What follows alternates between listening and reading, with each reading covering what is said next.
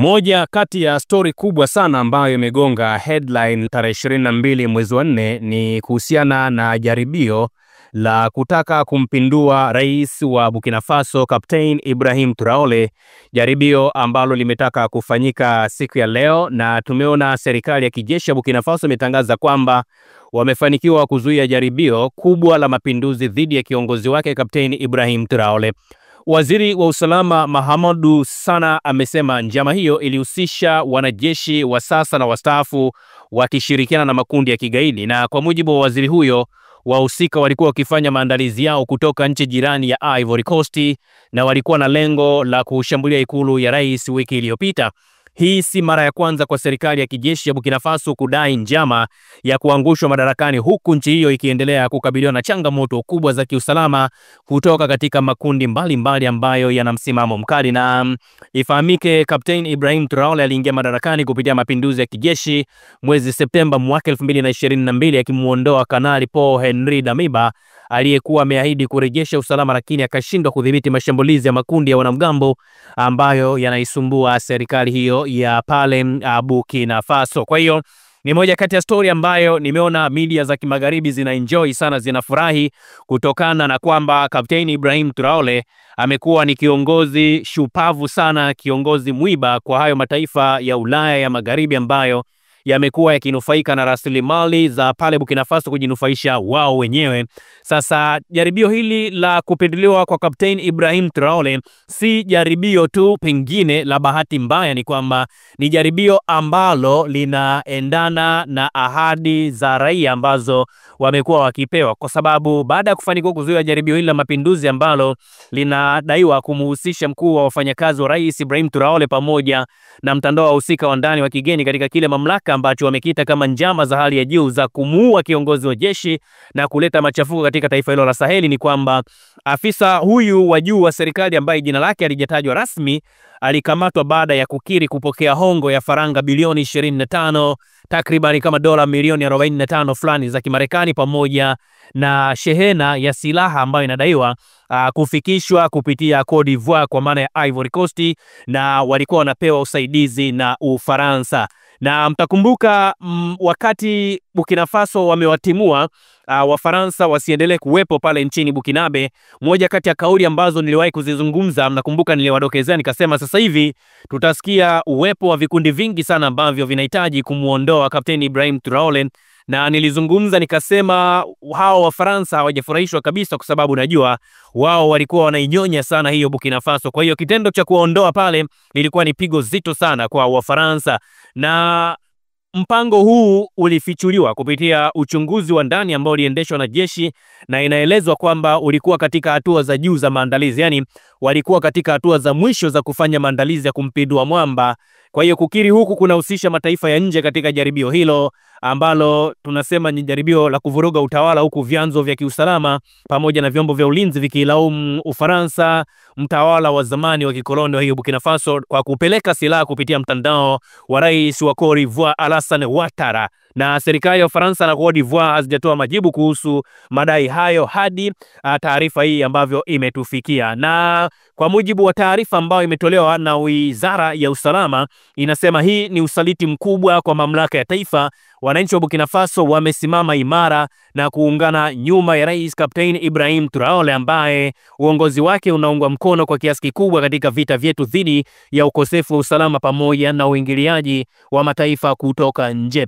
Ufunuo huo umechochea kuimarishwa kwa usalama mjini Ouagadougou na maeneo ya jirani kwa kuanzisha vizuizi barabarani, lakini pia kupeleka wanajeshi majeshi mengi zaidi kwenye maeneo nyeti, na serikali imesema watu 9 wakiwemo raia wa kigeni tayari wamekamatwa kuhusiana na jaribio hilo la mapinduzi. Tangu aliposhika madaraka mwaka 2022, Captain amechukua mwelekeo mpya katika sera za kigeni za Burkina Faso kwa kujitenga na mataifa ya magharibi, hasa Ufaransa, pamoja na kuimarisha ushirikiano wa kimkakati na kijeshi na Urusi pamoja na tawala za kijeshi za Mali, Niger, chini ya muungano wao ambao unafahamika kama Alliance of Sahel States au AES. Na mwelekeo huu mpya wa Kapteni Ibrahim Traore si tu umeleta changamoto kwa nchi za kimagharibi, ila umeongeza mvutano katika mataifa ya Afrika Magharibi, ambapo kanda hii imegawanyika kati ya serikali zinazoiunga mkono magharibi na zile ambazo zinaongozwa na jeshi zinazosisitiza kujitawala na kupunguza uingiliaji wa kigeni. Wataalamu wa usalama wanasema mabadiliko ya sera za Traore pamoja na kauli zake kali dhidi ya ukoloni huenda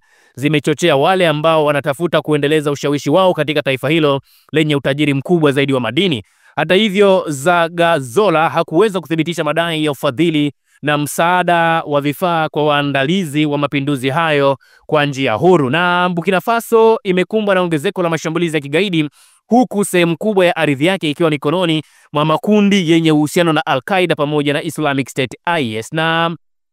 mapinduzi kadhaa ya hivi karibuni yakiwa ya mwaka 2022 yanaonyesha hali tete ya kisiasa pamoja na hasira za wananchi kuhusu utendakazi wa serikali. Lakini katika jambo hili kuna walakini mkubwa sana, kwa sababu utawala wa Kapteni Ibrahim Traore ndio ulioambiwa na wananchi kwamba wananchi wanamhitaji sana mshikaji aendelee kusimama kama president wa pale Burkina Faso. Kwa hiyo tunaona sasa hivi Ufaransa pamoja na mataifa mengine yanaangalia namna gani ambavyo wanaweza wakaidhibiti hiyo Burkina Faso pamoja na ushawishi wa Kapteni Ibrahim Traore, ambaye kimsingi ni kiongozi ambaye kwa sasa hivi ni role model wa raia wengi sana katika bara la Afrika, lakini pia dunia na yenyewe inamtazama sana mshikaji huyo. Na speaking about Kapteni Ibrahim Traore, tunafahamu tarehe 9 ya mwezi huu wa 5 2025 anatarajiwa kusafiri mpaka pale nchini Urusi, ambapo atakutana na rais wa Urusi bwana Vladimir Putin katika ile siku ya ushindi, Victory Day, ambayo itafanyika tarehe 9 Mei. Na pamoja na mambo mengine wanatarajiwa kujadili masuala ya kiusalama, kwa sababu mnafahamu kwamba Burkina Faso pia inapokea ulinzi mbalimbali kutoka pale Urusi kupitia vile vikundi vya Wagner PMC pamoja na vikundi vingine ambavyo vimekuwa vikisapotiwa na serikali ya Urusi. Na tunafahamu Ibrahim Traore, kiongozi ambaye anaelezwa kama mtu ambaye Waafrika wengi wanamuunga mkono. Tuliona shirika maalum kutoka kitengo cha siasa pamoja na diplomasia cha Burkina Faso kinafahamika kama SDB waliungana na baadhi ya wanaharakati ili kumuondoa madarakani kama kiongozi wa Burkina Faso. Na kwa mujibu wa ripoti ni kwamba Traore wanasema hastahili kuendelea kuongoza kwa sababu alikuwa ni mkuu wa majeshi na walipindua serikali kutokana na uozo uliokuwa unaendelea pale Burkina Faso. Wamempa amri ya kujiuzulu ili wananchi wa Burkina Faso waweze kupiga kura kumchagua mtu wanayemtaka. Hata hivyo, baadhi ya watu nchini Burkina Faso wamekataa na wanasema wanataka kuendelea kuongozwa na Kapteni Ibrahim Traore. Shirika hili ambalo pamoja na wale wa ECOWAS ambalo ni jumuiya ya kiuchumi ya nchi za Afrika Magharibi, ni kwamba inaonekana pia na lenyewe linaangalia namna gani ambavyo wanaweza wakamuondoa Kapteni Ibrahim Traore, kwa sababu yeye ni moja kati ya watu ambao aliwashawishi wale viongozi wengine wa Afrika Magharibi wajiondoe katika ule muungano wa ECOWAS, waanzishe muungano wao wa AES pamoja na kuanzisha majeshi yao. Yani zile nchi za Burkina Faso, Niger pamoja na Mali wana NATO yao wao wenyewe, kwamba ukiipiga Burkina Faso basi umeipiga Mali, umeipiga Niger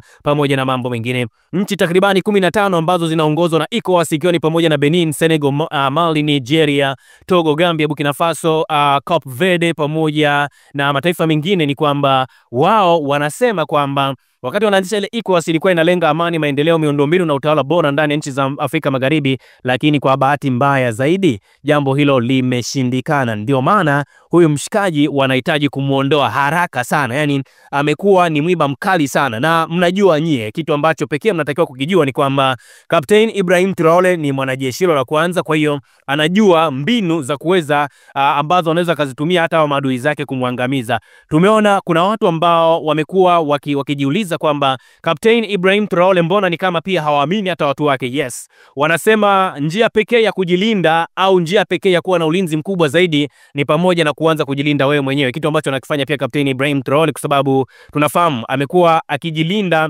yeye mwenyewe, na anasema kitu pekee ambacho yeye anakiogopa, anamuogopa Mungu peke yake. Anaamini Mungu pekee ndiye ambaye anaweza kuchukua uhai wake. Na kauli hizi ziliwakera sana watu wa magharibi, wakasema okay fine, kama unasema ni Mungu pekee ambaye anaweza kukulinda na kukuondoa uhai wako, basi sisi tutakuonesha show. Na ndio maana sasa hivi mnaona kuna majaribio mengi sana ambayo yanahitaji kumuondoa mshikaji wetu Kapteni Ibrahim Traore. Tunamuombea sana mwamba. Hawa watu ambao wanafanya hizo jitihada, of course pamoja na kwamba naye aliingia kwa military coup so issue, lakini ili hali watu wa Burkina Faso wanamuelewa, Afrika inamuelewa, dunia inamuelewa. Ni wachache ambao wanatamani kuendelea kuinyonya Burkina Faso ndio ambao wanafadhili vikundi vya kigaidi ambavyo leo hii tunaona vinatengeneza hali ya sintofahamu katika taifa hilo la Burkina Faso. Mimi kama Daraja natumika hapa kuwafikishieni report, lakini tutaendelea kufuatilia kwa karibu zaidi tuone zaidi ya hiki ambacho kimefanyika leo pamoja na siku nyingine kitakuwa kina muendelezo gani. Lakini je, kapteni mwenyewe atazungumza nini? Washirika wa Ibrahim Traore watazungumza nini? Hilo ni jukumu letu sisi kuhakikisha kama tunawaletea hizo report back ili kuhakikisha kila kitu mnakipata kwa ukweli wake.